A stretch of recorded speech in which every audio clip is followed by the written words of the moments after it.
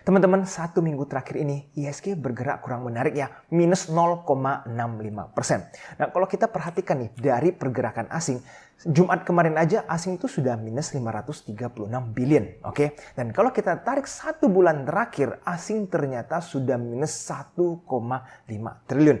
Padahal nih teman-teman, di bulan Mei itu kan kita tahu ya ada sell in May dan tertekan nih IHSG. Sekarang malah di bulan Juni, asing masih konsisten berjualan bahkan semakin besar. Nah, this is not very good for IHSG karena dari sisi lokal itu lebih banyak defensif dan dari sisi asing sekarang mereka terus berjualan. Nah, kalau kita perhatikan lebih detail lagi, apa sih yang dilakukan oleh asing? Teman-teman lihat di bagian kanan. Ini saya tarik broker summary khusus untuk asing dari awal Juni. Kalau kita perhatikan ini big banks ini rata-rata di profit taking ya. Bank Mandiri, BCA, BRI, BN ini rata-rata semua ada di top sell oleh asing mulai dari awal Juni. Bahkan seperti Telkom ya teman-teman juga masuk menjadi top seller. Nah, apa nih yang dibeli oleh asing? Tidak banyak ya. Yang di atas 400 billion ini cuma ICBP, ASI, dan juga ada ISAT. Sisanya menurut saya tidak terlalu signifikan karena ini ditarik dari awal bulan tetapi value-nya tidak terlalu besar ya teman-teman. Dan teman-teman, bandar lokal sepertinya juga sudah mempersiapkan untuk libur panjang. Bagaimana? Nggak minggu depan, itu cuma sisa 2 hari untuk trading day ya, Senin dan Selasa. Sisanya teman-teman dari tanggal 28 ya, 29, 30 dan seterusnya itu 5 hari terjadi libur yang sangat panjang. Nah, mungkin teman-teman juga sudah pada mempersiapkan ya, udah mau planning liburan kemana, ke sini, ke situ, dan sehingga untuk roadmap minggu depan kelihatannya IHSG akan cukup sepi ya, bahkan dari lokal maupun dari asing yang terus konsisten masih exit dari IHSG. Nah, teman-teman, saya juga ingin memperlihatkan ya bahwa apa sih yang sebenarnya dilakukan oleh manajer investasi yang di lokal. Mereka ini pada kemana? Karena lokal kan lebih banyak tidak bergerak dan asing exit terus sehingga IHSG terus-terusan tertekan. Saya ambil contoh nih dari MI Sukorinvest Citra Dana Berembang. Kalau kita perhatikan dari track record mereka not bad ya, terus terjadi konsisten pertumbuhan. Nah, sekarang apa yang mereka lakukan dengan porto mereka? Teman-teman lihat obligasi yang mereka miliki itu udah 36%. Efek ekuitas hanya sisa 61% dan sisanya itu ada di instrumen pasar uang. Oke, jadi kelihatannya mereka memperbanyak nih bagian atau bobot dari obligasi ataupun suku. Dan selanjutnya teman-teman untuk Jarvis Balance Fund itu sempat ya mereka itu dari angka 1000 tahun 2021 naik sampai 2000, naiknya 100%. Tapi setelah itu mereka bertahan lebih banyak defensif. Nah, sekarang apa sih yang mereka lakukan? Ternyata nih teman-teman di porto mereka money market udah sampai 66%. Ya, sisanya equity 30% dan bonds 3%. Jadi kebayang nggak teman-teman? Money market sampai 66%. Hampir lebih dari setengah porto mereka itu ada di deposito. Yes, Jarvis itu sampai sedefensif ini dengan keadaan sekarang. Jadi kalau kita perhatikan 2 MI yang track recordnya lumayan baik ya teman-teman. Itu sudah mulai shifting porto mereka ke defensif. Seperti obligasi dan juga pasar uang. Jadi teman-teman retail jangan terlalu asik trading di dalam saham IHSG yang masih lagi sepi dan terus dijual oleh asing. Dan MI tidak support sementara ini, justru mereka malah parkir uangnya di tempat lain. Ya, jadi teman-teman perlu perhatikan hal ini. Selanjutnya teman-teman, kalau kita lihat roadmap yang lebih general atau lebih broad lagi ya. Di awal tahun 31 Januari, coba kita lihat equity fund itu 21,58%, fixed income itu di 27,96%. Nah, pada saat 31 Mei, itu equity fund sisa 20,88%. Penurunan ya. Dan juga kalau teman-teman lihat fixed income dari 27,96 menjadi 29,25. Makin menarik ya. Jadi ini teman-teman nanti kalau misalkan pada saat era suku bunga mulai diturunkan, nah di situ fixed income akan semakin kebagian berkah. Di mana mereka kemungkinan nih makin tinggi harganya untuk fixed income.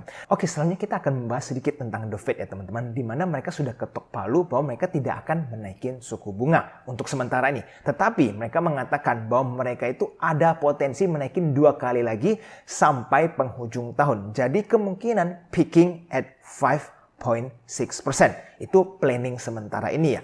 Nah, sekarang kalau kita bandingin dengan suku bunga acuan di Indonesia, kita sudah mentok cukup lama di 5,75% ya. Bahkan dari Januari sampai di bulan Juni itu masih tetap sama. Harapannya BI tidak akan menaikin lagi. Tetapi kalau seumpamanya US sudah naik sampai 5,6%, ini cuma seumpamanya ya, kemungkinan BI bisa naik 1 kali lagi 25 basis point. Tetapi setelah itu cenderung akan diturunkan. Dan itu akan menjadi momentum untuk obligasi ya teman-teman. Oke teman-teman, tidak terasa lagi ya, ini sudah mencapai penghujung bulan Juni. Dan beberapa bulan lagi akan tibanya musim kampanye. Dan kita tahu ada 3 calon yang akan melakukan kampanye. Nah teman-teman, biasanya apa sih yang terjadi pada saat musim kampanye seperti ini?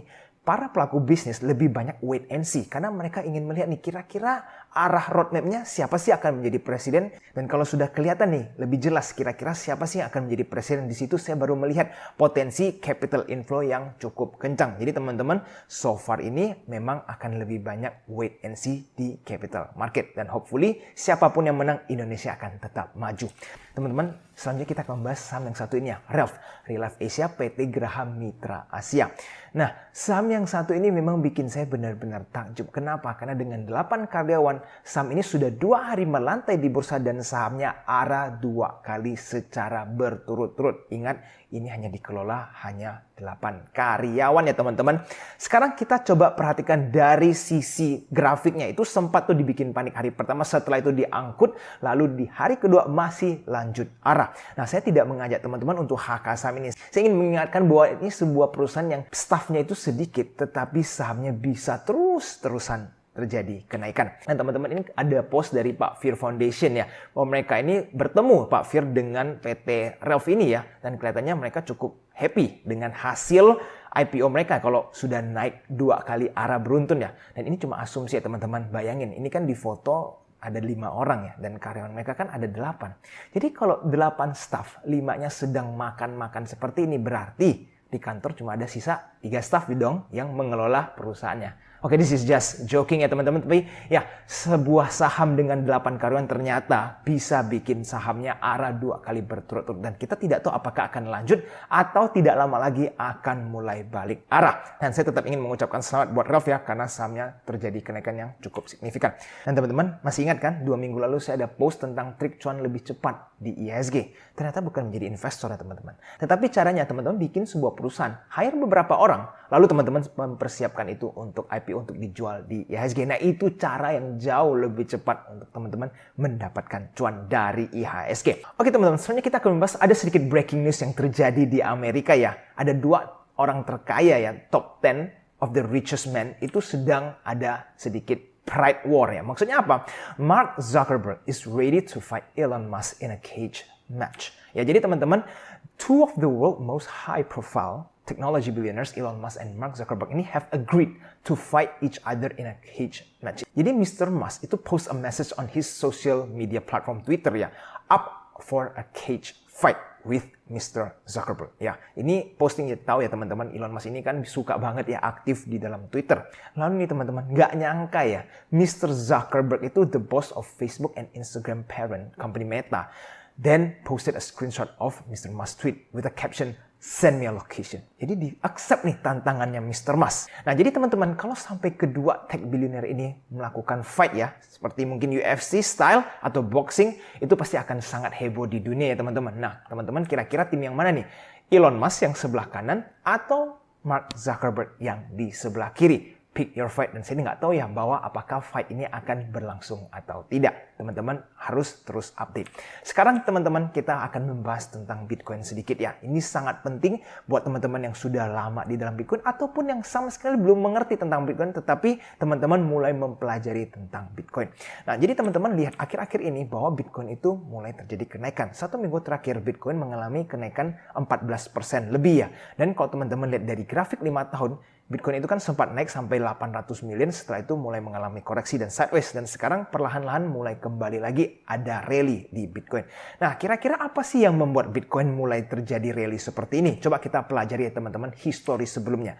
Oke teman-teman, jadi di Bitcoin itu ada fenomena yang disebut Bitcoin halving ya, di mana para miners itu reward saat melakukan mining Bitcoin itu di-reduce atau dikurangin secara setengah, half ya kan.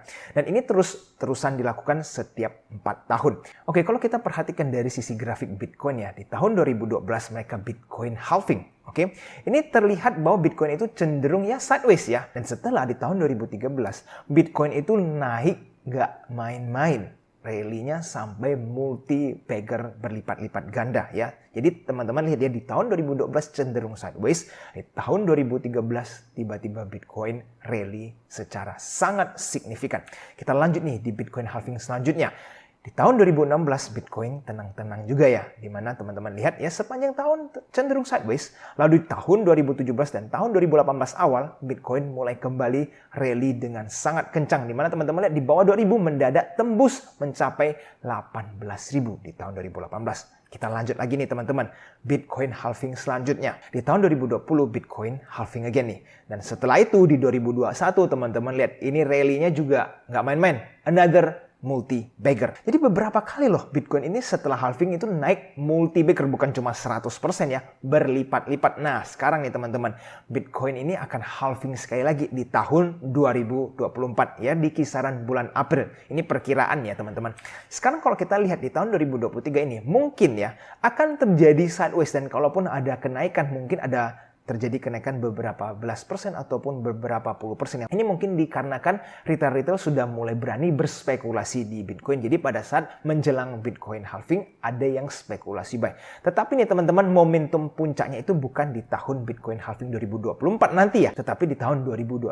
Pada saat 1 tahun setelah Bitcoin halving, kemungkinan Bitcoin bisa rally dengan sangat kencang. If history repeat itself. Kita tidak tahu nih apakah di kali ini akan berbeda, tetapi kalau di 3 kali Bitcoin halving sebelumnya rata-rata mengalami multi-bagger di Bitcoin. Jadi teman-teman yang belum mulai mengerti cara beli Bitcoin seperti apa, sebaiknya mulai mempelajari ya bagaimana sih cara membeli Bitcoin. Nah teman-teman, sekarang akan saya bahas sedikit tentang IPO ya. Ada sebuah saham yang menurut saya juga cukup menarik untuk kita bahas bersama, yaitu TGUK ya, PT Platinum Wahab Nusantara. Jadi teman-teman kalau kita lihat keterangannya ini lagi book building ya, sudah selesai si periode, tinggal tunggu masa offeringnya. Dan diberi bumbu manis nih, waran 5/2 dengan exercise price 152. Sedangkan mereka book building itu range-nya di 105 sampai 112. Lumayan menarik ya dengan ratio seperti ini. Dan mereka itu menjual 30% perusahaannya ya, dan dipimpin oleh MG ya, Semesta Indovest. Sekarang coba kita pelajari lebih dalam lagi. Teman-teman lihat ya, modal mereka itu ada di 59 miliar pada saat 2022. Ya, jadi kalau 30% dari modal mereka kan sekitar 17 miliar yang akan dijual kepada publik ya. Sebenarnya kan seperti itu porsinya, tetapi mereka menjual 30% dengan valuasi 112 miliar. Yes, jadi teman-teman lihat ya, valuasi untuk TGUK ini tidak terlalu murah. Lalu nih teman-teman, kalau kita pelajari sekilas dari kinerja perusahaannya seperti apa, sebenarnya kalau kita lihat dari kinerja cukup menarik ya.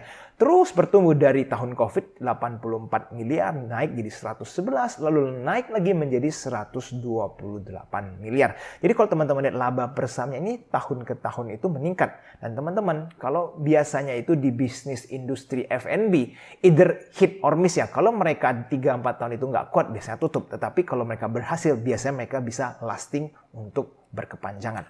Oke, jadi teman-teman sekarang kalau kita lihat setelah dilaksanakan IPO, mereka juga berencana untuk membagikan dividen ya sebesar 20% dari laba bersih di tahun 2024. Ya oke ya, bisa mendapatkan dividen kalau teman-teman megang saham yang satu ini. Tapi ingat valuasinya tidak terlalu murah. Nah, yang menarik nih teman-teman kalau sudah saat melihat ke bagian ini, karyawannya. Nah, kali ini beda ya, bukan seperti Rev yang cuma 8. Karyawannya lumayan. Dari 10 di COVID menjadi 15, dan tiba-tiba pada saat di tahun 2022 menjadi 51. Which is good dong, berkembang terus kan, semakin banyak karyawan. Nah, tetapi yang bikin menariknya teman-teman adalah statistik ini. Kalau teman-teman pergi ke website Teguk ya, itu mereka mengatakan bahwa kini Teguk sudah memiliki 150 plus gerai di seluruh Indonesia dan berhasil ekspansi ke New York. Oke, luar biasa dong, 150 gerai. Mereka sampai ekspansi ke New York. Oke. Sekarang kita lihat lagi nih teman-teman ya. Karyawan mereka ini segini ya, 51 di tahun 2022. Dan kalau kita lihat dari aktivitasnya ada marketing, keuangan, HRG ya, General Affair, dan juga gudang dan operasional. Komposisinya seperti ini. Nah, pertanyaan saya adalah bagaimana karyawan yang cuma 51 dan itu sudah termasuk bagian keuangan ya bisa menjaga 150 gerai yang tersebar di Indonesia sampai ke New York? Apakah ada gerai-gerai yang secara virtual nih beroperasi, nggak perlu karyawan? Atau ada karyawan yang tidak dimasukin ke prospektus? Nah, ini teman-teman boleh tulis di kolom komentar di bawah ya.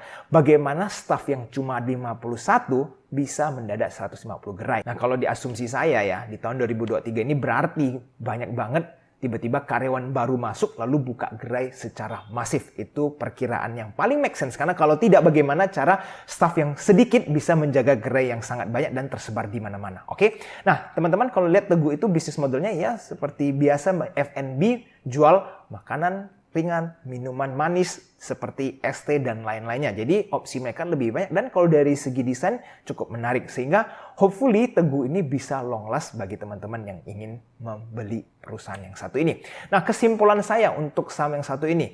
Pertama, mereka tuh jual 30% dari perusahaannya. Ini agak besar. Biasanya IPO yang menarik itu kalau cuma jual 10% atau 20%. Tapi kalau udah sampai jual 30%, menurut saya ya pengendalinya nggak terlalu fokus lagi ya, karena mereka beri terlalu banyak ke publik. Kedua, ada Warren 5,2. Ini sih lumayan pemanis ya, di mana harga tebusnya 152, which is not bad dengan rasio 5:2.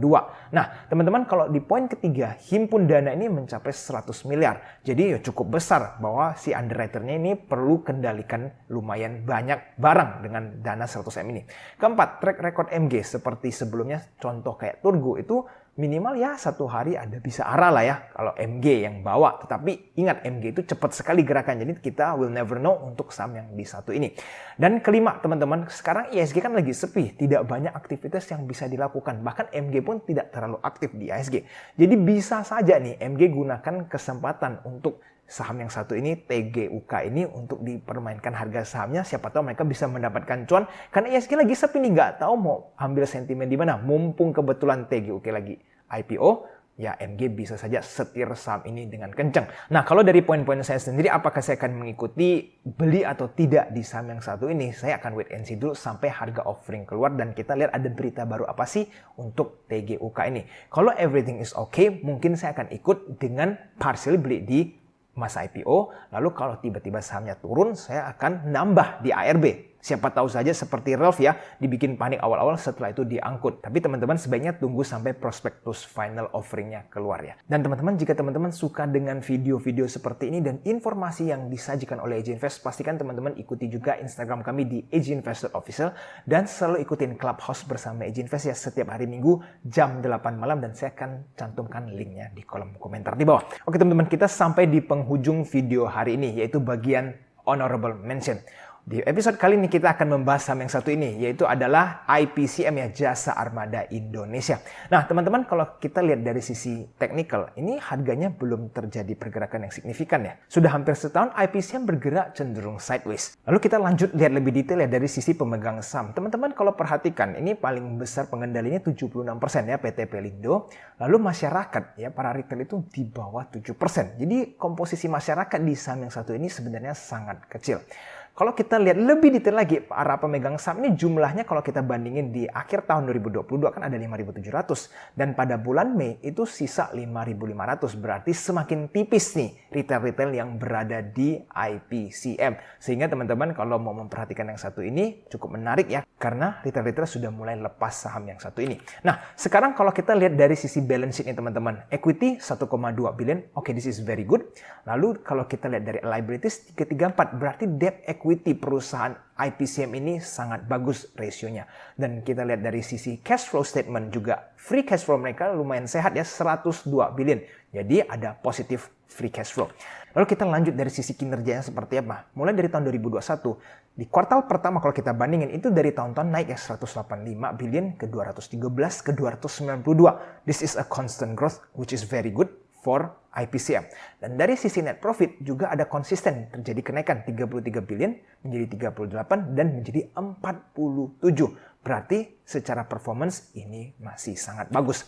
Lalu kalau kita lihat dari sisi PBV bandnya ya teman-teman, 5 tahun terakhir ini cukup murah ya. Dari sisi price book value di compare dengan 5 tahun terakhir. Kecuali memang COVID pada saat itu harga very cheap. Tapi sekarang bisa dilihat relatively murah. Dan price earning bandnya ya teman-teman 5 tahun terakhir. Sekarang justru IPCM ini yang paling rendah. Jadi teman-teman kalau dengan seperti ini kita melihat kesempatan untuk membeli IPCM ya bagi teman-teman yang belum punya. Dan kalau kita lihat dari track record dividen yang diberikan oleh IPCM ini cukup konsisten ya dari tahun 2017 aja terus membagikan dividen sampai ke tahun 2021. Dan saya lihat ini akan terus konsisten untuk tahun-tahun sebelumnya ya.